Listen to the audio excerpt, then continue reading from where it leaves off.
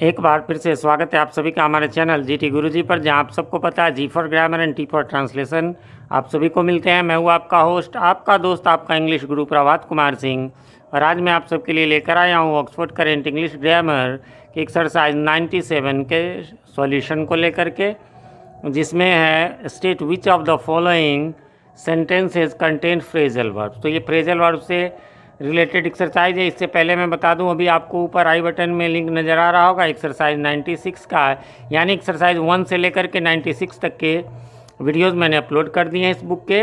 इसके अलावा आपको ऊपर लिंक और नीचे डिस्क्रिप्शन में भी लिंक मिल जाएगा, जिसमें कि आपको Oxford current English translation, Oxford junior English grammar, Oxford junior English translation और भी जितने बुक्स हैं उन सब के प्लेलिस्ट मैंने बुक्स के नाम से ही बना रखा है, तो उन सबको भी जाके आप देख सकते हैं। दूसरी बात ये कि इससे पहले के जो एक्सरसाइज ने 95 थे और 96 भी थे, वो सभी जो है वो आपको रिलेटेड थे फ्रेजल वर्ब से, तो उन सबको यदि आप देख लेंगे तो बेहतर रहेगा, क्योंकि उनमें मैंने बताया है। देखिए बहुत सारे ऐसे हैं कि एक वर्ब, फ्रेजल वर्ब का एक्चुअली सिंपल में मैं बता दूं, फ्रेजल वर्ब का अर्थ है कि एक वर्ब होना चाहिए और इसके अलावा एक जनरली जो है वो प्रीपोजिशन होना चाहिए। जनरली 99% में 1% अलग आएंगे, तो लेकिन उसका अर्थ जो है वो अपने से कुछ अलग होना चाहिए, ठीक है, बिल्कुल वो नहीं, और अर्थ भी ऐसा हो जो हमारे मुहावरे में ना। जैसे पहला में बहुत लोगों को कन्फ्यूज़न हो, कुक अप, अब कुक माने खाना बनाना, तो ये मीनिंग तो नहीं है, तो कुक अप ए स्टोरी, तो कहने का मतलब है कि फिर तो ये होना चाहिए, लेकिन नहीं, ये क्रॉस लगा हुआ है, यानी इसमें फ्रेजल वर्ब है ही नहीं। कहेंगे क्यों नहीं है, तो एक तो इसका अर्थ होता है कहानी गढ़ना, लेकिन जो है ये इनफॉर्मल रूप से होता है और इसका फ्रेजल वर्ब के रूप में बिल्कुल भी यूज़ नहीं होता। यह एक ईडियम की तरह, एक जो है मुहावरे की तरह इसका प्रयोग हुआ है ना। तो ऐसा नहीं है कि जैसे दांत खट्टे करना, उसमें भी ना है क्रिया है, लेकिन वो जो मुहावरा में, वो अन्य क्रिया में, खैर उसमें तो फ्रेजल वर्ब नहीं होते, लेकिन उसमें वो नहीं आएंगे। फिर आ जाइए, अगला है the teachers will call of the strike. यहाँ पर है call of, call of means है ना, यहाँ कॉल ऑफ हो जाएगा, क्योंकि कॉल ऑफ मीन्स होता है समाप्त करना, और ये जो है ये इसका, ये बिल्कुल वर्ब के रूप में इसका प्रयोग हो रहा है, मतलब फ्रेजल वर्ब के रूप में। अगला आई कम अक्रॉस है ना, तो यहाँ भी कम अक्रॉस मतलब जो है अब ऐसे कम अक्रॉस के दो मीनिंग होते हैं, है ना। यहाँ कम अक्रॉस मतलब संजोग से मिलना, तो ये फ्रेजल वर्ब है।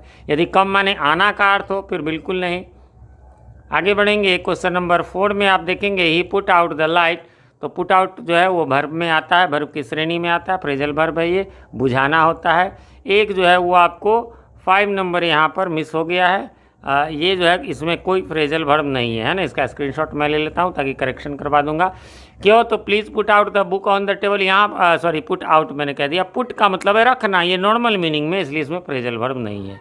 इसी प्रकार 6 नंबर में भी क्रॉस कर दिया है मैंने, क्योंकि यहाँ रिकवर फ्रॉम इलनेस है, ये नॉर्मल अर्थ रखता है कि हाँ वो ठीक होना है, इसका कोई अलग मीनिंग नहीं है। The soldiers blew up the bridge, अब यहाँ ब्लो अप होगा, यहाँ पर ब्लो अप, ब्लो का ही ब्लू है, V2 है, यानी उड़ा देना, कोई पुल जो है वो सेना ने उड़ा दिया, तो इसका अर्थ जो है ये होगा। आगे बढ़ेंगे, the gun went of suddenly है ना, यहाँ पर वेंट ऑफ होगा, वेंट ऑफ मतलब हो जाता है अचानक से रुक जाना, पिछले एक्सरसाइज में भी था, है ना। अगला है please send for the doctor at once, यानी कि डॉक्टर को तुरंत बुलवाओ, है ना, बुलावा भेजो, तो सेंड फॉर बुलावा भेजना, यह भी फ्रेज है। The police found out the thieves, यानी चोर ने जो है वो पुलिस ने जो है चोरों का पता लगा लिया, तो फाउंड आउट यहाँ पता लगाना होता है, ऐसे फाउंड माने पाना तब तो नहीं होगा। बढ़ेंगे आगे, 11 number, how did all this come about, है ना, यह सब कैसे हुआ, तो कम अबाउट, यानी कम अबाउट मीन्स होता है घटित होना, है ना, कम अबाउट मीन्स होता है घटित होना, तो यह भी आपको फ्रेज है, मतलब जिसमें क्रॉस लगा हुआ है उसमें फ्रेज नहीं है, जिसमें है वो मैं बताता हूँ। My friend will backup my claim, यानी मेरा दोस्त जो है वो मेरे क्लेम को, मेरे दावे को जो है का समर्थन करेगा, बैकअप में समर्थन करना। लेकिन 13 में फ्रेज नहीं है, क्यों, the price of everything is going up, हर चीज़ का दाम जो है ऊपर जा रहा है, तो ये गो मीन्स जाना, अप मीन्स ऊपर, नॉर्मल मीनिंग है, इसलिए इसमें फ्रेज नहीं है ये।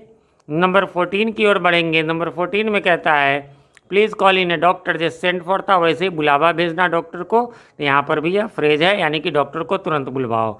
ही टेक्स आफ्टर, है ना, हिज फादर, तो यहाँ पर आपको जो है यह भी जो है वो आपको फ्रेज में आ जाएगा, क्योंकि टेक मीन्स यहाँ ले जाना नहीं है, बल्कि यहाँ पर देखना या चरित्र में, देखने में या चरित्र में समान होना, यानी वो अपने पिताजी के समान है, इसका अर्थ ये हुआ। ही टुक मी फॉर ए थीफ, अब कहेंगे टेक मी फॉर, तो यह वैसे भी ये जो है टेक फॉर तो हुआ नहीं, लेकिन टेक फॉर ही हुआ, फिर भी यहाँ टेक फॉर मतलब हो गया। ये आपको ईडियम की श्रेणी में आता है ना। वह मुझे चोर समझा। He kicked the ball at random, यहाँ पर भी जो है आपको कोई ये नहीं है। बहुत लोगों को लगेगा एट रैंडम, नहीं, एट रैंडम नहीं होता है, ये जो है इसका फ्रेज के रूप में नहीं होता है। रैंडम वैसे भी वर्ब नहीं है, और किक तो बिल्कुल भी नहीं होगा। आगे बढ़ेंगे नंबर 18 में, he got down from the running train, है ना। वह जो है रनिंग ट्रेन से गॉट डाउन, गॉट मीन्स उतर जाना, तो इसमें भी नहीं है। He has run into debt, है ना। अब रन इन टू डेट जो है इसमें भी नहीं है। डेट, इसको पढ़ेंगे डेट, डेट मीन्स यहाँ पर कर्ज, है ना। डेब्ट नहीं पढ़ेंगे, ब जो है वो साइलेंट होगा, ठीक है। अगला, I failed my sister got through, I failed but my sister got through, मैं जो है वो फेल कर गया, मैं असफल हो गया, लेकिन जो है वो मेरी बहन ने पूरा किया। अब ये फेल परीक्षा वाला नहीं है, गॉट थ्रू मतलब पूरा करना। कोई काम था उसमें मैं सफल रहा, मैं नहीं कर पाया, है ना, लेकिन मेरी बहन ने किया। Cholera broke out in the village, broke out, है ना, यानी हैजा जो है वो गांव में फैल गया। तो ब्रोक आउट मतलब अचानक जो है वो फैलना, बहुत तेज़ी से फैलना, तो उसके लिए ब्रोक आउट होता है। अगला, he set up a new record in long jump, है ना। तो सेटअप, सेटअप मीन्स स्थापित करना, है ना, प्राप्त करना। He is playing on the drums, अब प्ले मीन्स खेलना, बजाना, है ना। यहाँ ड्रम है तो बजाना, तो ये नॉर्मल अर्थ में, इसलिए इसमें भी फ्रेज नहीं। He carried off many prizes last year, अब कैरी ऑफ मीन्स जो है पुरस्कार पाना होता है। ऐसे कैरी ऑफ कोई चीज़ को ले जाना फिर वो अलग चीज़ है, लेकिन यहाँ नहीं, यहाँ उसने जो है कई पिछले साल कई पुरस्कार जीते। I count on your help, है ना। तो काउंट ऑन मीन्स होता है भरोसा करना, ये फ्रेजल वर्ब है, मैं तुम्हारी मदद का भरोसा करता हूँ। आगे बढ़ेंगे, his payment was held up, held up means रोकना, है ना, रोक लगाना, रोकना, तो हेल्ड अप जो है ये फ्रेजल वर्ब है। ही ऑलवेज रन आफ्टर वेल्थ, वो हमेशा धन के पीछे भागता है, तो रैन आफ्टर, है ना, भागता था कहिए, यहाँ पर रैन हो गया तो यह भी फ्रेजल वर्ब है। आगे बढ़ेंगे 28 में कोई फ्रेजल वर्ब नहीं है ना। 29 में भी नहीं है, क्योंकि यहाँ रन नॉर्मल मीनिंग में है, राइज मीन्स उठना, उसी का रोज बना है यहाँ पर, है ना। The river is running over, नदी जो है पूरी तरह भर के चल रही है। ही रोज टू पावर, वह पावर में आया, पावर सत्ता में आना भी कहते हैं इसको। Can you work out the answer, workout means यहाँ पर सॉल्व करना, बनाना, तो यहाँ पर यह फ्रेजल वर्ब है। फ्रेंड्स, इस प्रकार से यहाँ पर समाप्त हो गया। उम्मीद करता हूँ आपने मिला लिया होगा, कोई कन्फ्यूज़न नहीं होगी। फिर भी कोई कन्फ्यूज़न हो तो कमेंट करें, मैं रिप्लाई थोड़ी देर से ही सही, लेकिन रिप्लाई ज़रूर मैं देता हूँ। साथ में कमेंट में ये भी बताएं हमारे वीडियोज़ आप सभी को कैसे लगते हैं।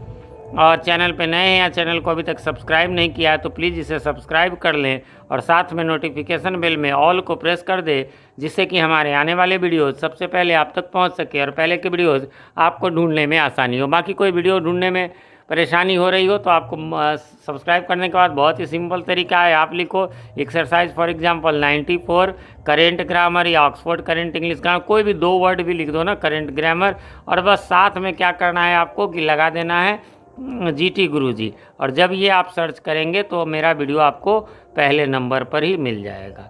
ठीक है, वीडियो पसंद आए तो लाइक करें, दोस्तों के साथ शेयर करें। मिलते हैं अगले वीडियो में, तब तक के लिए हैव अ नाइस डे।